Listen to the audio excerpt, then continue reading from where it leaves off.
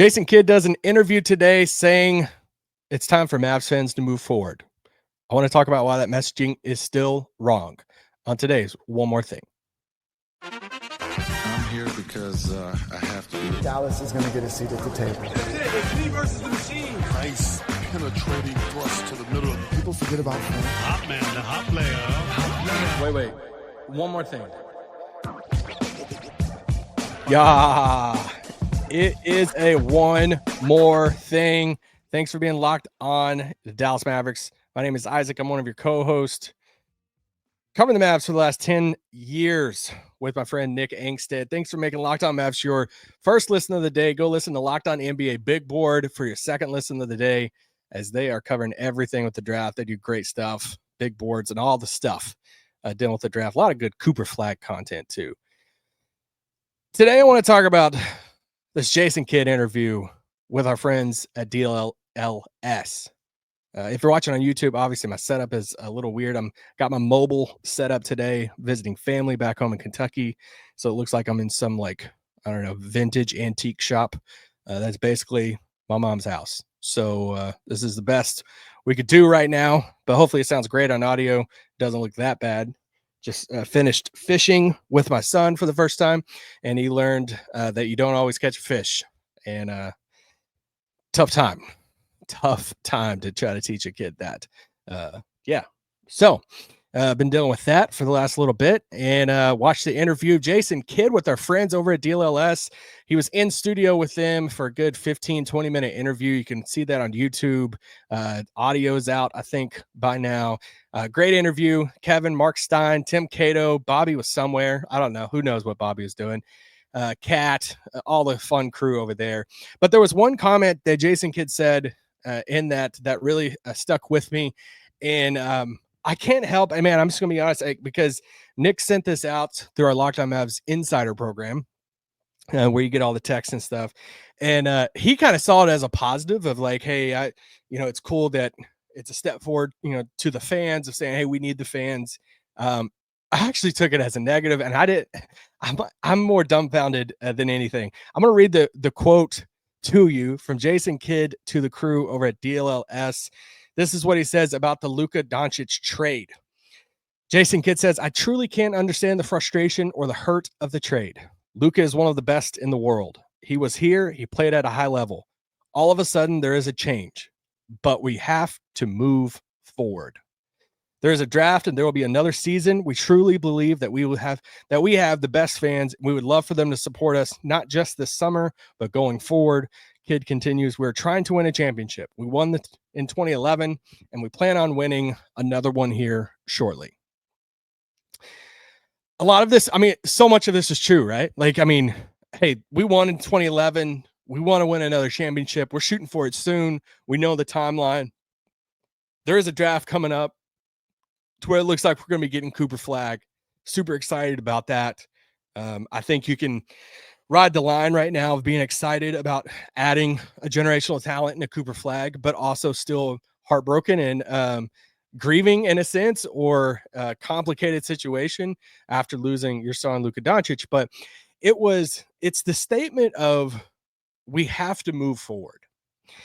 And this is where I think the Mavs are still getting it wrong, because they're operating from the standpoint of we're over here.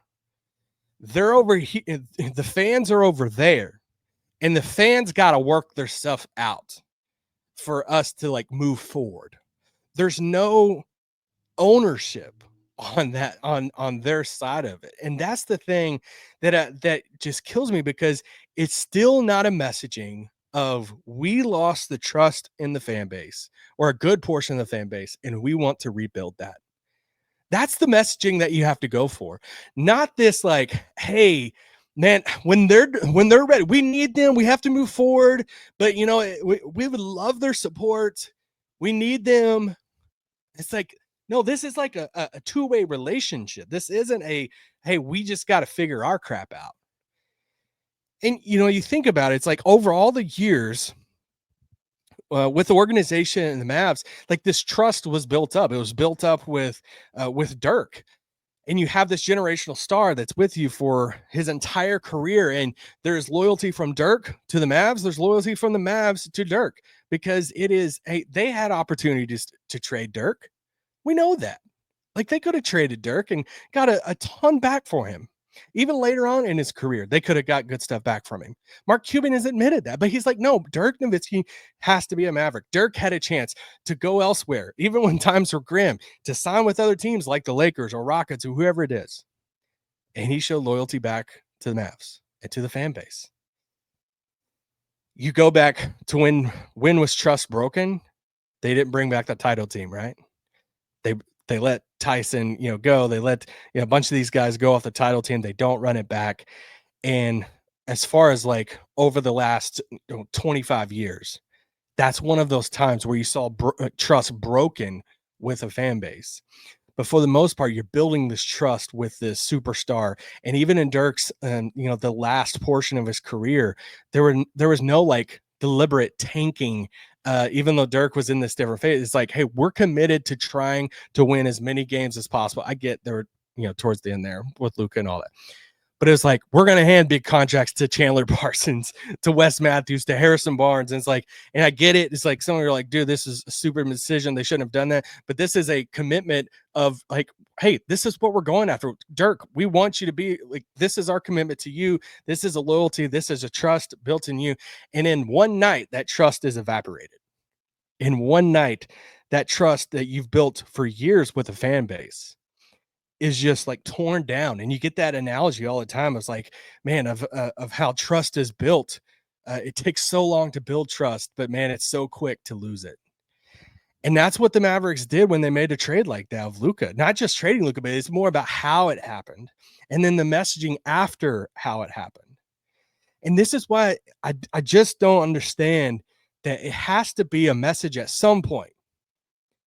We plan to rebuild the trust in the fan base for them to be proud again. Why can't that be number one of, hey, I think there is a way to recognize that you've lost trust in a fan base and you want to rebuild that again, to where you could be proud to be a Mavs fan, to where there's people, I guarantee you, I'm not the only one that goes to different things, like my son's soccer game a few Saturdays ago, and this old man comes up to me and I have this Mavericks hat on. He goes, man, I'm sorry. And he just points at my hat. It's tough times, right? And it's like, man, it used to be like a lot of fun to be a Mavs fan. And now it's just like, you're just met with this like sympathy. It's like, man, you still in it? And it's like, man, like why? And it's like, it's that trust. So I think you can still be appreciative of Anthony Davis and make him feel welcome, while also recognizing you destroyed a trust in a fan base. And for Jason Kidd to still say a line like, hey, we have to move forward. You don't like, the Mavs front office doesn't get to decide when like the fan base moves forward, right? Like, this is, I mean, how many of you have ever been hurt before? Maybe really, really bad. And the other person that hurt is the one that's telling you like, hey, I think it's time for you to move on, right? When has that ever worked out? When is that ever the cool move? The person who made the decision or the person who contributed to the hurting is the one that's telling you when you need to move on and when you need to put this behind you. And, I get that Cooper is a chance. He's a chance to take a giant step forward. And somebody was saying, hey, he's a life raft for Nico Harrison. I don't think he's a life raft for him. I think he's a giant boulder for Nico in this rebuilding of the trust factor. If you want to say building a pyramid or a building or a tower or whatever it is, that now when that toppled over, when you traded Luka in the middle of the night for Anthony Davis and 1 first-round draft pick, Max Christie, when that toppled over, now you start the process again of slowly building those stones back up in the pyramid or the tower. And Cooper is that massive boulder that allows you to take a big giant step in the rebuilding process for you to use in this building back trust with the fan base. I want to keep talking about this and how to build trust with a fan base coming up right after this. This podcast is brought to you by our good friends at Car Gurus. Guys, you know where it's at. It's Car Gurus. Are you shopping for a car? It could be exciting, but it's sometimes exhausting. Between the confusing prices and hidden fees, it can feel overwhelming. That's why I love using Car Gurus. They help you cut through the noise and show you the best deals with full confidence. I really want to get a truck right now, so this is the way to go. With over 4 million listings, Car Gurus has more new and used cars than ever before than any other major online marketplace in the US. They verify dealers, provide real price analysis, and give you the tools and data you need to make the right choices without second guessing yourself. Need a deal you can trust? Car Gurus makes it easy to compare vehicles side by side with the unbiased deal ratings. It's no wonder SimilarWeb estimated traffic data shows that Car Gurus is the #1 most visited car shopping site. Buy or sell your next car today with Car Gurus at cargurus.com. Go to cargurus.com to make sure your big deal is the best deal. That's CARGURUS.com, cargurus.com. This podcast is also brought to you by friends at Skims. Guys, a little too much information here. I'm wearing Skims right now. Skims is absolutely unbelievable. They sent us a pair. They sent us actually a couple pair, and now I'm like, hey, awkward conversation with my wife. Like, can we get some more for me, not you? When I found out they were making underwear for men, I was intrigued, surprised, but intrigued, and now absolutely love them. Man, it's the fit, the comfort, find the right style for you, for me. Skims changed all of that. The men's line offers something for everyone, from boxer briefs to classic brief, all designed with perfect balance of comfort and style. Shop Skims men's at skims.com/lockedonnba and Skims stores. Let them know we sent you after you place your order. Select podcast in the survey and select your show in the drop-down menu that follows. Skims is the official underwear partner of the NBA, WNBA, welcome back WNBA, and the USA basketball. Bam. No. Shut it down! Oh, let's go home! All right, here we go. Let's do this. Let's keep talking about this. Some of you might have liked the Jason Kidd comment. Some of you are probably in the same boat. Heck, I wish we could move on. I mean, I fired off a tweet the other day. I said something about Cooper Flagg on Twitter, and it never fails, right? Like, you could say, I could say, hey, man, the Mavs City Edition jerseys looked really good this year with the court, the white, silver, all this stuff. And it never fails. Always get tweets back. Yeah, what about Luka, though? Tweet about Cooper Flagg. What about Luka? Yeah, they traded Luka. And it's like, can we not just enjoy Cooper Flagg or enjoy something? Like, I am so tired of it, but I get it. I'm more tired of the tweets back. I know a lot of people are like, hey, you can't expect people to move on, what I'm complaining about right now. And it wasn't about like, hey, move on. It was like, do we have to reply to everything? Yeah, but Luka, it's like, man, the price for eggs are up. Man, were they up when Luka was here? I'm like, dude, I can't even have a conversation. But it's because we're not over it yet. It's been 3 months. 3 months. And it's kind of wild to me that like Jason Kidd is doing an interview saying, hey, we got to move forward. It's like, guys, it's been 3 months. That's it. I get that they're out of the playoffs, but they're kind of lucky that they're out of the Lakers are out of the playoffs. Because if they weren't, this really wouldn't be going anywhere, even with the first, pick going to Dallas with Cooper Flagg. So I said before the break that Cooper Flagg is a giant boulder in rebuilding this trust. Rebuilding, this trust over time that you tore down kind of in the middle of the night. And this boulder came literally out of the clouds and you did nothing for it. So how can you use this to start rebuilding trust with a fan base? And this is where I think they got to get out ahead of it. Whether you want to commit to Cooper Flagg before or whether you can or not, I don't know. Some of these rules that now people are like throwing around about, I don't know. It's weird. But let's just say after you draft Cooper Flagg, this is what I would advise the message. Not that they're looking for me. Who cares what I think? But this is how I feel the message should be. Hey, we know how much an athlete can mean to a city. We learned some lessons the hard way, and we want to start rebuilding that trust again, starting with a new star in Cooper Flagg. Admit that you've lost trust. Acknowledge the steps that you have to do to try to gain trust back with a lot of the fan base.